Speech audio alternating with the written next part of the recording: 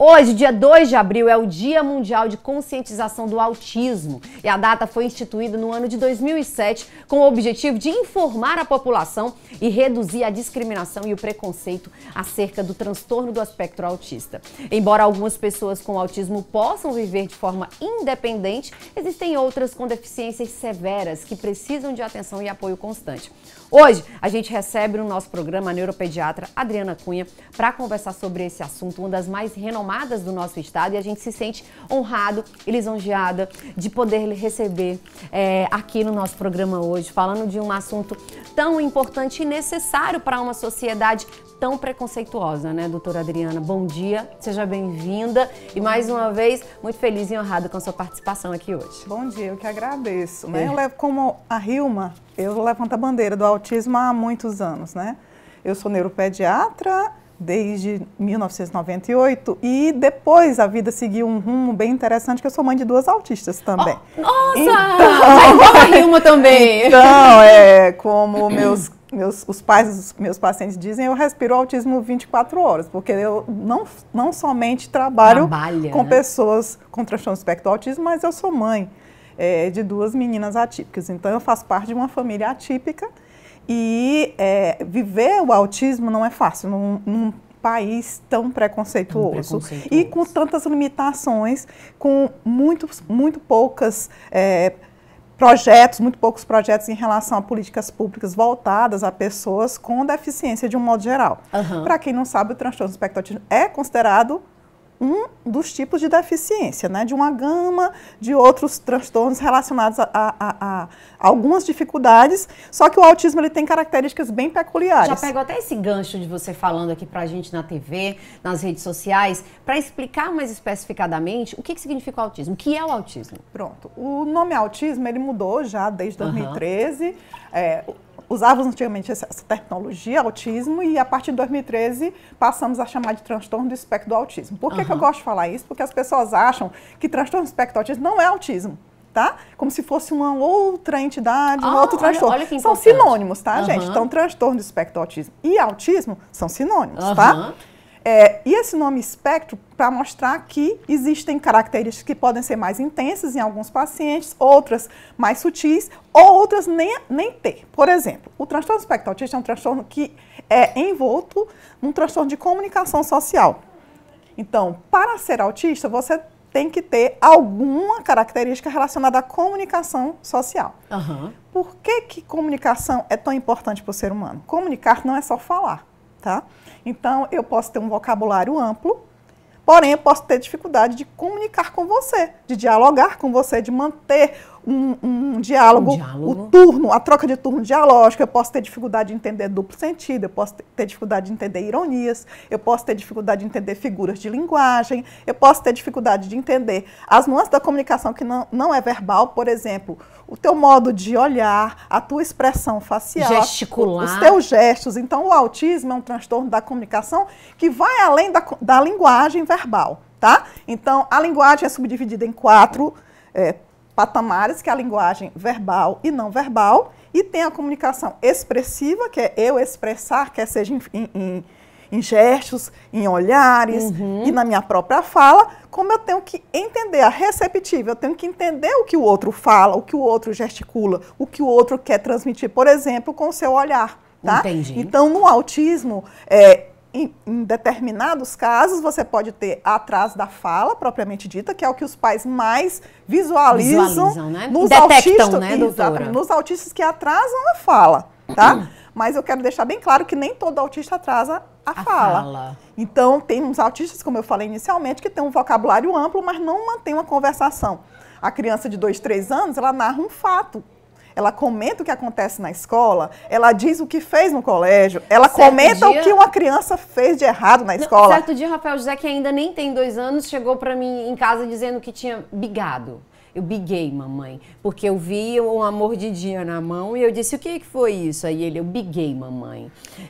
Então nós temos muitos clientes autistas que eles têm um vocabulário amplo, mas eles só falam quando o assunto é de interesse ou quando é para solicitar o que deseja, mas não comentam o que aconteceu na escola. E algumas vezes os acontecimentos foram até graves. Exemplo, uma mordida. Uma mordida. Tá? Então, algumas vezes a mãe só sabe que mordeu porque viu a mordedura, ou porque a professora comentou, ou porque veio alguma coisa anotada na agenda, tá? Então, isso é só um mini exemplo do que é comunicar-se. Então, a comunicação, ela vai muito além do que a fala, tá? Tanto é que nas intervenções relacionadas ao autismo, uma das bases é favorecer que esse autista, mesmo aqueles mais graves, por exemplo, um dos critérios de gravidade é a comunicação não verbal comprometida, a comunicação verbal muito comprometida. E nós temos autistas que não têm comunicação verbal, são os não verbais. A gente tem até uma cartela para a gente comentar a respeito dos graus, né, que estão aí relacionados ao autismo, né, doutora? Que eu queria até que você também pudesse pontuar aí junto com a gente. Tem o leve, o moderado e o severo. Isso. Essa classificação, na verdade, mudou. Mudou? Olha, a partir de 2013, nós deixamos de utilizar esses critérios, que são leve, moderado e severo, para níveis de suporte. Níveis de suporte. E por que essa diferenciação? Porque confundia-se muito, quando nós utilizarmos esse leve, moderado, grave, severo, profundo, esses níveis confundiam-se muito com a comorbidade, que não é incomum no autismo, que é a deficiência intelectual, tá? E aí, a partir de 2013, começou-se a separar e a divulgar essa diferenciação, tá? Nós temos autistas que têm deficiência intelectual e nós temos autistas sem deficiência intelectual, tá? Só. Agora, temos que também dividir os mitos, tá? Então, o que é mito? Tem muitos. Que todo autista é inteligente ou que tem altas habilidades. Isso é um mito, tá? Da mesma forma que outro mito é que todo autista tem retardo mental, que nós utilizávamos essa nomenclatura antes, e que nós utilizamos deficiência intelectual como substituto do retardo mental, tá? Então, nem todo autista tem deficiência intelectual. E na deficiência intelectual, sim, é que tem os graus leve, moderado, severo, a profundo, tá? E aí, a partir de 2013, nós utilizamos os níveis de suporte, tá? Então, o nível de suporte 3, que nós vamos do mais severo ao mais leve, no nível de suporte. Nível de suporte é nível de ajuda, de necessidade de apoio, de atenção daquele determinado autista. Então, nível 3 de suporte é o que os pais não desejam, que é aquele filho ou filha que depende totalmente dele, tá? O nível 2 de suporte é o que necessita de parcial ajuda. E o nível 1 de suporte é o que precisa de pouca ajuda ou, quiçá, se seja totalmente independente, que é o que nós desejamos. Vive normalmente.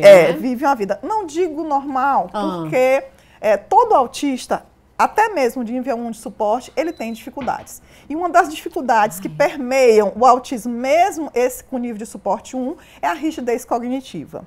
Rigidez cognitiva, Stefânia, ela é bem complexa, porque, vou dar um exemplo para vocês do que é rigidez cognitiva. Por favor. É o indivíduo ter muita dificuldade de entender que, para chegar a um objetivo, nós podemos seguir vários caminhos, tá? Então, se um autista acha que ele só deve sentar naquela cadeira X na sala de aula, ele acha que a aula só vai funcionar se ele sentar naquela cadeira, tá? Se ele gosta de comer, por exemplo, um nugget, que eu não estou falando aqui na alusão de uma boa dieta, mas um nugget na crocância X, ele só acha que o nugget só serve naquela crocância X, tá? Se ele tem, conjuntamente com essa rigidez cognitiva, alterações do processamento sensorial, que são outras vertentes do autismo, como o corpo e o cérebro reagem aos estímulos sensoriais que estão aí no mundo inteiro, como, por exemplo, a sons, aos estímulos visuais, aos estímulos táteis, a propriocepção, que é a colocação do seu corpo no ambiente, tá? Então, por isso que tem alguns autistas que têm dificuldade de usar certas texturas de roupa, certos calçados, toque, né, alguns, que é bem raro. Alguns autistas não gostam do toque físico, do abraço, mas também é mito. Achava-se que todo autista, para ser autista, não gosta de abraço, não gosta de afago. Isso é um mito, tá, gente? Então, alguns autistas têm dificuldades no sistema, no input ou no processar alguns estímulos, e um deles é o tátil ou a própria percepção. Tem outro sistema que é muito pouco falado, que é o sistema vestibular. Então, nós temos autistas que têm dificuldade de fazer o planejamento de movimentos, tá? Quer sejam movimentos amplos, quanto movimentos finos. E muitas pessoas não entendem isso, né, doutora? E quantos autistas são chamados de estabanados?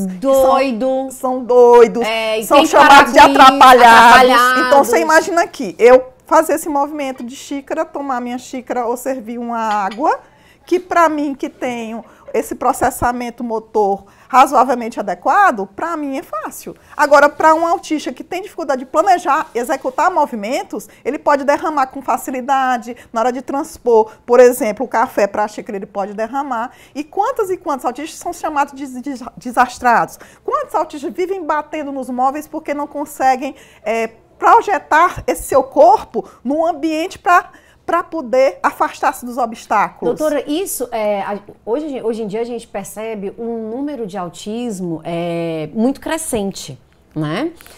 E sendo diagnosticados já na fase adulta. Por que tudo isso, doutora? Porque a partir de 2013... E isso até conjunta muito com isso que você está falando agora, né? Adultos, assim, que às vezes nem sabem que tem um diagnóstico, né? Mas tem um diagnóstico e tem essas dificuldades, né? Isso. Então, olha, a partir de 2013, mudou totalmente o visualizar o autismo. Não que nós neuropediatras ou os psiquiatras não viam essas características, mas o mundo em si abriu-se para as características e as nuances do transtorno do espectro do autismo.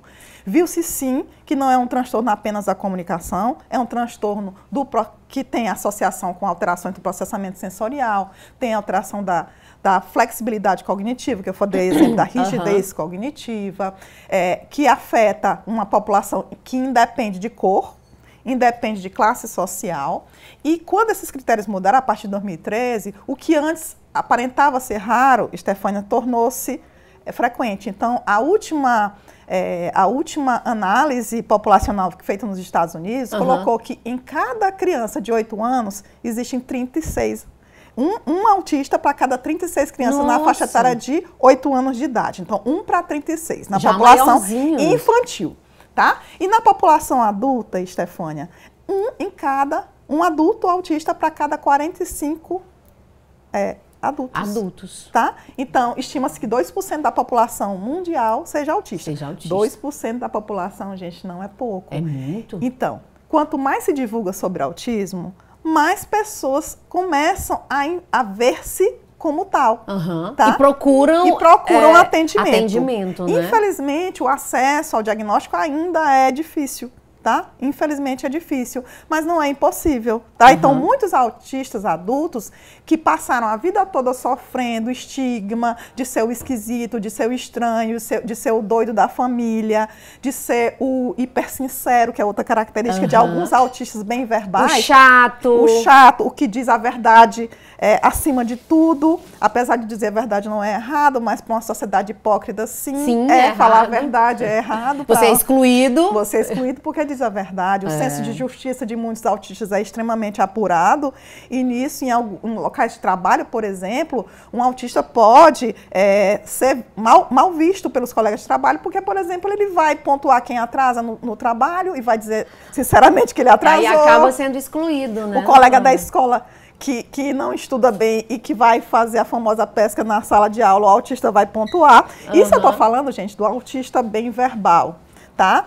E nós temos o outro polo, que é o autista, por exemplo, não verbal, é menos frequente do que o mais verbal, né? Mas esse depende muito, e mais que nós temos uma luz, porque com as intervenções, e quanto mais cedo se intervir no indivíduo autista, melhor o prognóstico, ou seja, melhor será a vida adulta dele. Até para o autista não verbal, existem mecanismos que ele possa se comunicar. Hoje em dia existe a comunicação alternativa aumentativa, por exemplo, através de aplicativos, tá? Que o indivíduo autista pode usar, por exemplo, o tablet ou comunicação através de figura, né? E facilita a comunicação. Doutora, é mito ou verdade que aos 2 anos, né, é que você detecta uma criança com autismo? É mito. É mito, né? Nós podemos dar diagnóstico de autismo com menos de 1 ano, a depender das características. Nem todo autista manifesta suas características com menos de 1 ano, mas existem sim alguns autistas que manifestam precocemente já sinais de alerta do espectro do autismo. Nós não podemos mais esperar para 2 anos de idade. E diagnóstico após os 3 anos já é considerado diagnóstico tardio, tá, gente? Porque o cérebro ele tem tempo de resposta. Quanto mais cedo se intervém, melhores respostas, porque o cérebro de uma criança com menos de 2 anos, ele tem muito mais possibilidades de desenvolvimento de habilidades do que um cérebro após 3 anos de idade. Não que um cérebro depois de 3 anos não tenha chance, tá? Mas quanto mais cedo você intervir, melhor será a qualidade de vida e aquele sonho que um pai tem, por exemplo, o filho na idade adulta ser do nível 1 de suporte, né? Entendi, que ele tenha total autonomia ou que precise de muito pouca ajuda. E como é feito esse diagnóstico, doutora? Pronto, o diagnóstico, primeira coisa, não precisa ser um neuropediatra para dar o diagnóstico de autismo. Precisa ser um médico experiente no tema. Tá? Um pediatra pode dar diagnóstico do transtorno do espectro autista. Logicamente que o neuropediatra e o psiquiatra têm uma formação mais específica para nortear e para direcionar esse diagnóstico. Quanto maior é o autista, muitas vezes precisa de mais subsídio. Por exemplo, um adulto autista, muitas vezes precisa fazer, por exemplo, a avaliação neuropsicológica que é feita por um neuropsicólogo. Então, assim, até porque, por exemplo, um adulto autista, muitas vezes ele não sabe nem dizer o que foi que, como foram as características dele na infância. Às vezes precisa de um pai, de uma mãe, quantos nem pai e mãe vivos têm para poder contar essa história. Tá? Então, a história clínica de um adulto autista muitas vezes precisa de um diagnóstico um pouco mais minucioso. Isso varia de sexo, doutora? Mais no público feminino ou mais no público masculino? Os homens são mais diagnosticados do que as mulheres. Porém, acha-se que as mulheres realmente são subdiagnosticadas, tá? Então, a classificação atual de estatística pontua uma menina para 3,5 meninos, tá? Só que, volto a dizer, a mulher é subdiagnosticada porque tem algumas nuances que são mais específicas do sexo feminino. Vou dar um exemplo clássico, que é o mascaramento de características dos neurotipos. Neurotipo, gente, é aquela pessoa que não tem atrasos de marcos do neurodesenvolvimento, tá? Então, a menina autista, ela pode imitar gestual das meninas que não são autistas. Ela pode imitar o modo de falar, o modo de brincar. E muitas vezes os pais não percebem os atrasos e as dificuldades, por exemplo, no brincar da criança. E aí, às vezes, tarda no diagnóstico, porque essa menina, por exemplo, pode ser que ela não tenha atrasos naquela fala inicial. Entendi. Muitas vezes ela não dialoga bem, mas os pais não têm experiência nesses detalhes. Entendi, doutora. E a gente tem até um vídeo para compartilhar com você aí de casa, de uma pesquisa que aponta o diagnóstico precoce do autismo e para compartilhar com você. Soltei. No Abril Azul, mês de conscientização do autismo, é importante identificar os impactos do diagnóstico do transtorno do espectro autista na vida adulta. No caso das mulheres, especialistas apontam que é ainda mais difícil apontar sinais considerando possíveis estratégias adotadas para camuflar características do transtorno. Um estudo foi feito com mulheres dentro do transtorno do espectro autista, entre 18 e 40 anos. Parte de um levantamento da pesquisadora Ana Paula Teixeira, egressa do curso de Psicologia do Centro Universitário de Brasília. As entrevistadas apontaram alguns sinais em comum, como ansiedade, crises de depressão e intensa dificuldade de socialização. A pesquisa aponta também um padrão comum de prejuízo social antes do diagnóstico e cansaço após longos períodos de interação. As entrevistadas relataram que tiveram que enfrentar faltas de compreensão por parte da sociedade e pessoas do seu próprio convívio. A perspectiva é que o levantamento seja aprofundado nos próximos meses. Uma das expectativas é que com o estudo se evidencie a relevância de se aprofundar sobre o diagnóstico tardio de autismo em mulheres, para propiciar descobertas mais precoces, acompanhamentos e tratamentos adequados. O estudo relata que a pesquisa pode auxiliar também na identificação e no tratamento de mulheres diagnosticadas tardiamente com autismo. Preconceito. A gente estava falando aqui ainda a respeito de preconceito e comentando também sobre esse vídeo, né? E trazendo agora um pouco mais para o lado dessa questão do preconceito, doutor, eu até faço aqui as aspas, porque mesmo dentro dessa sociedade que é bastante preconceituosa, tem mães aí que realmente vestiram a camisa, né? E resolveram mostrar para o mundo o dia a dia, né? culpa sempre vai ter, né? Desafio sempre vai ter, mas tentando deixar de uma forma mais leve essa convivência com crianças e adultos do aspecto autista, né, doutora? Isso, lá em casa eu sempre conversei sobre autismo para as minhas meninas de uma forma o mais leve possível, tá? Tanto é que quando elas, enfim, entenderam que eram autistas, a terminologia já era bem comum na minha casa, tá?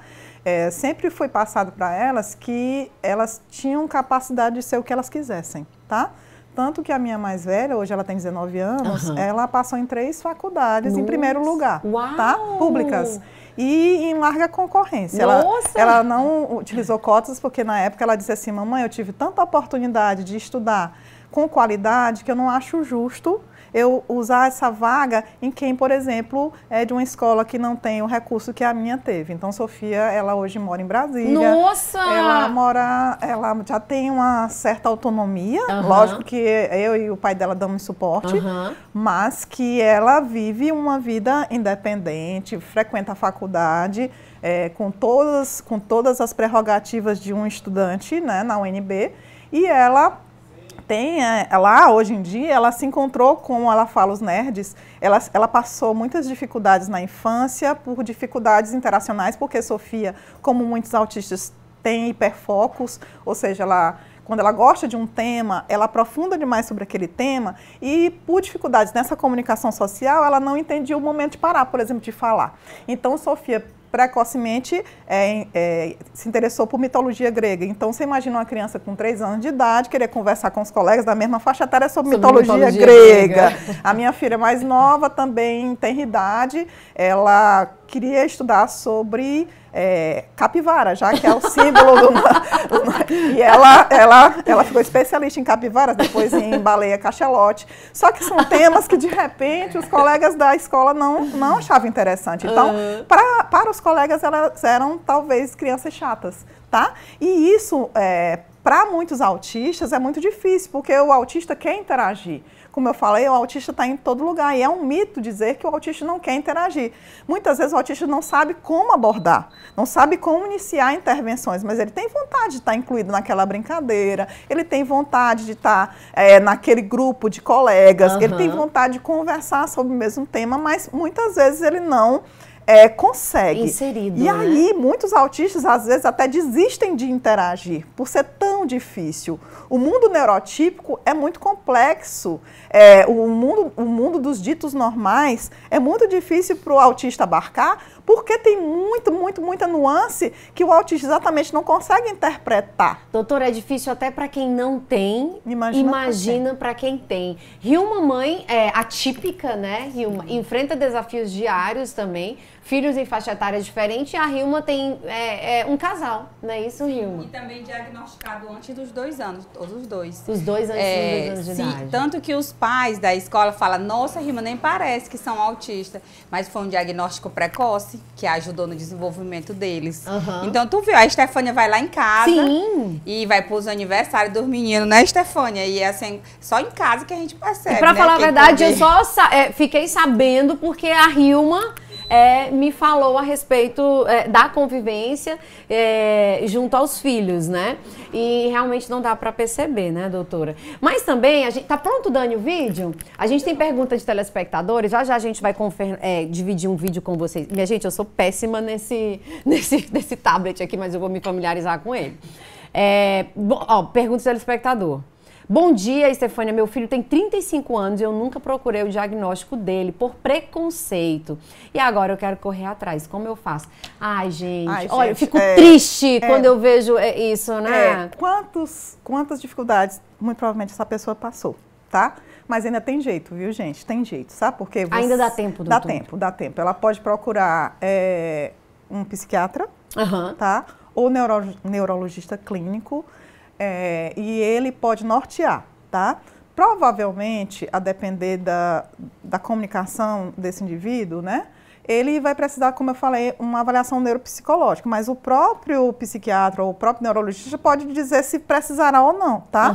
Nem todo autista vai precisar dessa investigação mais, como é que eu posso dizer, mais detalhada, tá?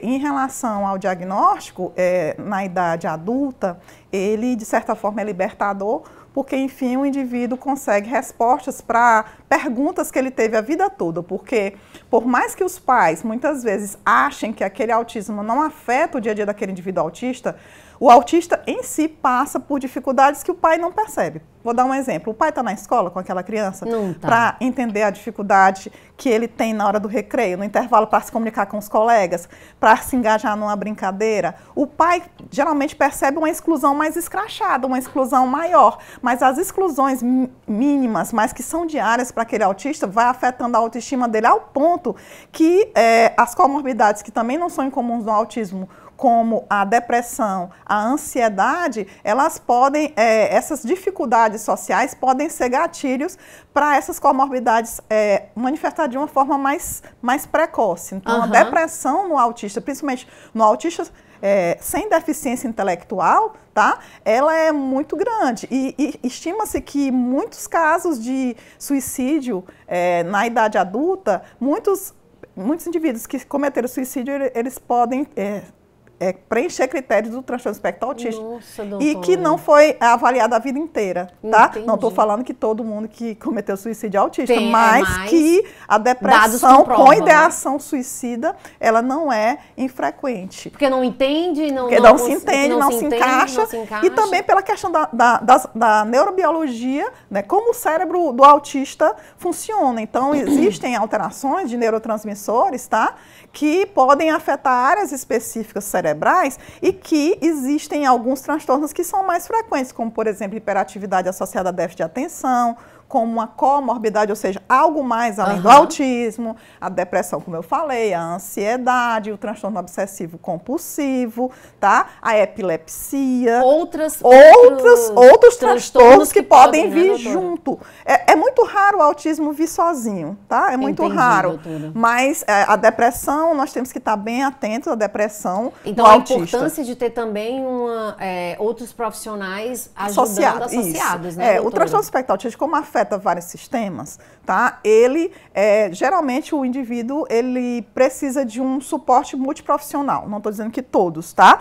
Mas o psicólogo, o fonoaudiólogo, quando as nuances da comunicação são afetadas, a terapia ocupacional, o fisioterapeuta, o educador físico, e por aí vai, multiprofissional, né? Tá? A depender das manifestações. A gente tem um vídeo também para compartilhar aqui sobre autismo e a culpa materna, né? Rose, não se culpe, tá? Ainda há tempo de você procurar ajuda, como a doutora aqui acabou de pontuar. E vamos ver esse vídeo aí, solta aí. Você sabia que no autismo existe a culpa materna? Quantas vezes vocês já ouviram? Você mima demais essa criança fica muito tempo nas telas. Está fazendo poucas horas de terapia, não vai evoluir. Às vezes as mães podem se sentir culpadas, pensando que causaram o autismo de seus filhos. Mas eu estou aqui para dizer que não é culpa de vocês e nem de ninguém. O autismo é uma parte de quem somos. É como uma pintura colorida que nos faz únicos e especiais. As mães nos amam incondicionalmente e juntos podemos aprender, crescer e enfrentar desafios. Mãe, lembre-se, você é uma fonte inesgotável de amor. Seu filho é uma estrela única em seu universo e o seu amor é a luz que ilumina o caminho. Não culpe a si mesma. Celebre a tua vitória, por menor que seja, e saiba que você é uma inspiração de força e amor incondicional.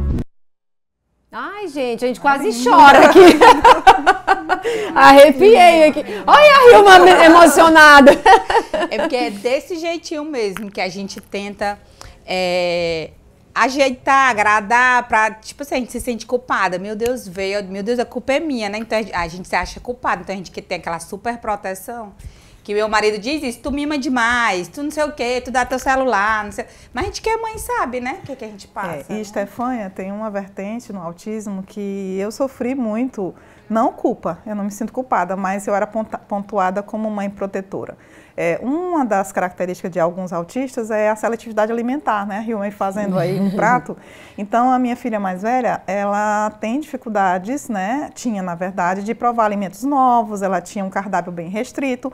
E quantas pessoas me criticavam porque diziam que, se deixar passar fome, ela vai comer. É porque você mima muito, você dá só o que ela quer, tá? Então, quantas e quantas mães são criticadas por alterações que são inerentes ao autismo, que ela não tem culpa de nada, mas que essa dificuldade que o filho dela ou a filha dela tem, não tem nada a ver com o modo que ela criou ou o modo da assistência que ela deu, tá? Então, essa questão da mãe, da culpa, a mulher já é culpada de existir, parece, né? Então, imagina a mãe da pessoa com autismo, com dificuldades, e aquela mãe, inclusive, que nem sabe que seu filho é autista, tá? Então, a tendência dela é intuitivamente protegê-lo. Só que a nossa ideia é o oposto disso, tá? O autista tem que ser lançado a experiências, tá? E vivências, e que o autista tem que ser colocado como um ser que tem capacidade de ter autonomia. Autonomia de vida diária, do autocuidado, autonomia de poder trabalhar, de fazer gestão da sua própria vida, tá? Logicamente, cada caso específico. Então, quem tem deficiência intelectual vai ter um nível de suporte X, a depender também do acesso à informação, mas que essa família bem orientada, ela pode sim transpor essa fase da suposta culpa, ou do que foi pontuado como culpa, para uma outra fase que é de conhecimento da situação, reconhecimento de dificuldades e superação delas. Não digo todas, mas de uma grande parte sim é possível. Né? E até saber defender melhor, né? O que você está fazendo, defender o seu filho, suas atitudes, suas ações dentro de todo mundo que aponta o dedo. Apontar o dedo, gente, sempre é tão fácil. Meu Deus do céu.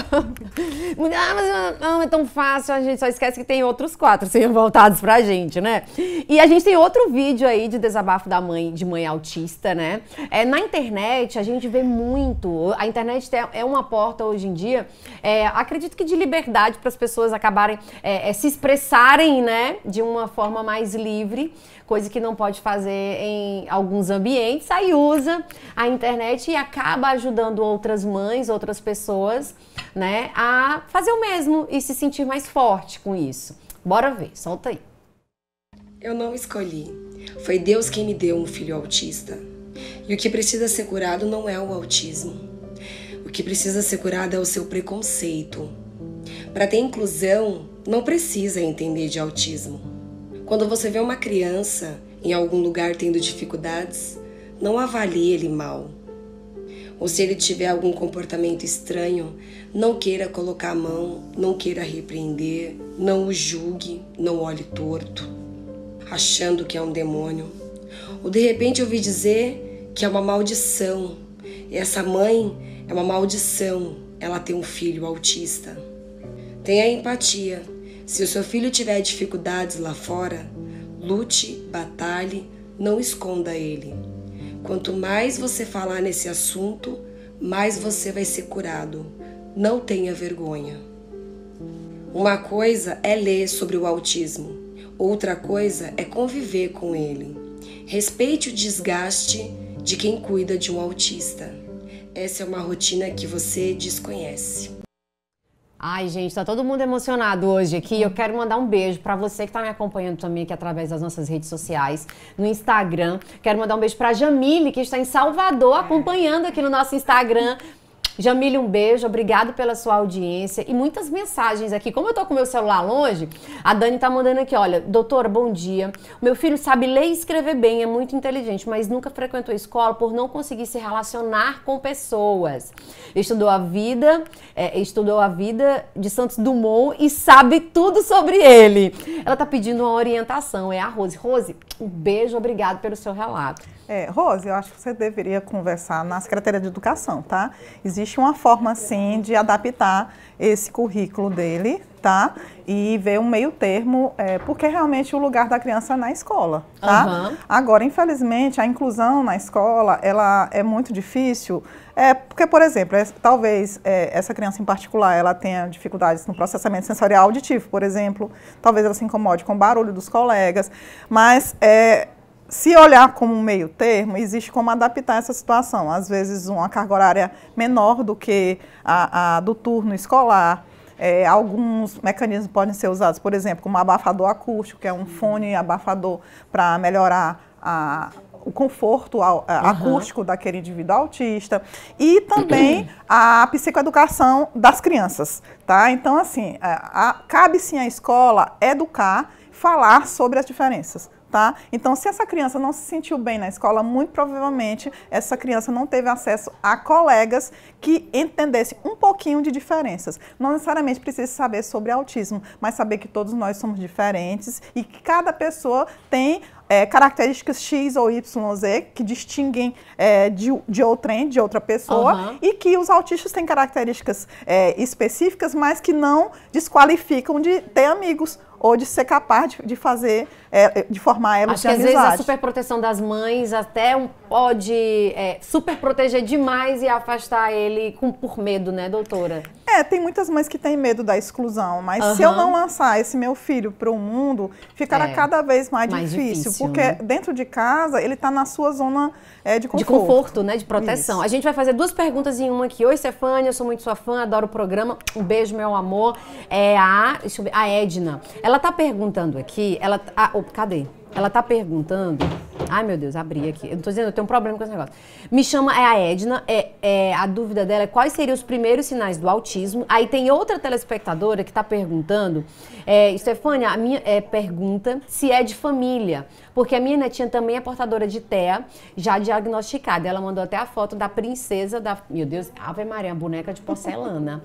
Linda demais. E a gente vê que é um bebê, né, doutora? Isso, O transtorno espectro autismo, ele é de cunho genético, tá? Então, são alterações no gene, tá? Só que nem todo autista, apesar da principal alteração ser genética, nem toda família tem pessoas autistas, ou seja, a herdabilidade existe, mas não é 100% dos casos que são herança genética, tá? Mas no gene, a alteração genética, já está confirmado cientificamente que a principal causa do autismo é alteração no gene, tá? Existem algumas causas ambientais, que são de porcentagem menor, mas o ambiental na vida intrauterina, ou seja, a prematuridade, por exemplo, tá? Então, prematuros extremos. Idade, doutora, das mães? Idade mais paterna do que materna. Boa pontuação, porque então, às vezes as pessoas só acham porque a mãe engravidou tardiamente. Mas o pai também, a idade paterna, tem alguns artigos já confirmando também isso. Mas o cunho é genético, como eu falei, as causas ambientais são na vida intrauterina, ou seja, durante a gestação. Algumas causas podem aumentar o risco, né, desse indivíduo ser autista, as alterações, as síndromes, por exemplo, síndrome de Down, existe uma prevalência maior, por exemplo, de pessoas com síndrome de Down e serem autistas também, e outras síndromes, tá? Agora, os sinais de alerta, existem alguns sinais de alerta que são bem chamativos em alguns indivíduos autistas. Por exemplo, a criança, o bebê, ele precocemente imita gestos. Então, um bebê de 6, às vezes até menos, 5 meses, não faz a imitação do gestual, da mímica facial, é um sinal de alerta, tá? Uma criança que não acompanha o chamado do nome, uma criança que não acompanha os familiares com o olhar, uma criança que não gargalha na época correta. Gente, existem marcos do neurodesenvolvimento que vocês podem acompanhar no cartão de vacina brasileiro, tá? Que é muito importante vocês visualizarem os marcos do neurodesenvolvimento. Então, uma criança... As pessoas dizem, não deve comparar uma criança com outras. Não, mas os marcos de desenvolvimento, eles foram feitos com comparação populacional, tá? Então, existe a época certa, assim, de sorrir, de corresponder à gargalhada, de usar o brinquedo com função. Então, uma criança de 9 meses, ela já encaixa um brinquedo no outro. Ela aponta, ela corresponde o tchau, ela manda beijo. Então, uma criança que não aponta na época correta é um sinal de alerta do transtorno espectro do autismo. Já é uma alteração de comunicação. Vocês lembram que no início eu falei que comunicar não é só falar, o gestual. Então, apontar para pedir o que quer é uma forma de comunicação, tá? Então, o modo de brincar também nos chama a atenção com um sinal de alerta. Uma criança que não brinca dando função, uma criança que tem atração por movimentos, como, por exemplo, movimentos giratórios, como enfileirar, como empilhar, como não usar o brinquedo na função correta. Ó, gente, e hoje, como a gente pontuou aqui no início do programa, hoje a gente está com a nossa neuropediatra aqui, o programa está um sucesso e sendo acompanhado em todos os lugares do mundo, porque a gente também está ao vivo nas nossas redes sociais.